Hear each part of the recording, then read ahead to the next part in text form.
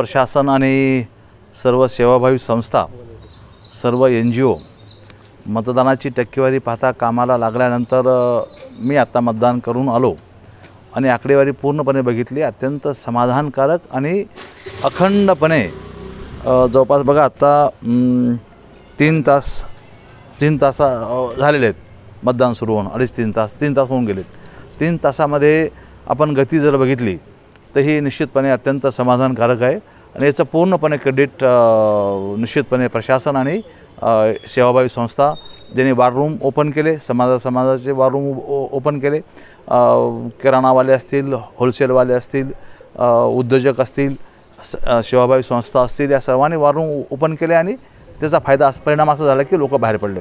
आता 100% आता हे लोकसभेचा प्रचार काय डोर टू डोर वगैरे नसतो, परंतु समाधानी आम्ही चांगल्या पद्धतीने काम करू शकलो आणि निश्चितपणे बाजी मारू। नाही, कमी वेळ तसं म्हणता येत नाही। आता लोकसभेसाठी वेळ म्हटलंच तर मग आता 1200 गाव, जवळपास 1000च्या पुढचे गाव आहेत, एवढ्या गावात जाणं शक्य नाही, परंतु जिथं जाणं शक्य आहे तिथं जाऊन आलो आम्ही आणि अविरत काम केलं। हो, आता शेवटी मतदाराचा कौल आहे, आज वरपणे बोलता येणार नाही, परंतु निश्चितपणे आम्हाला अपेक्षा आहे मतदारांनी बाहेर पडावं, मतदान करावं, ही अत्यंत नम्र विनंती। लोकशाहीचा हा फार मोठा यज्ञकुंड आहे, यामध्ये सर्वांनी सहभाग नोंदवला पाहिजे।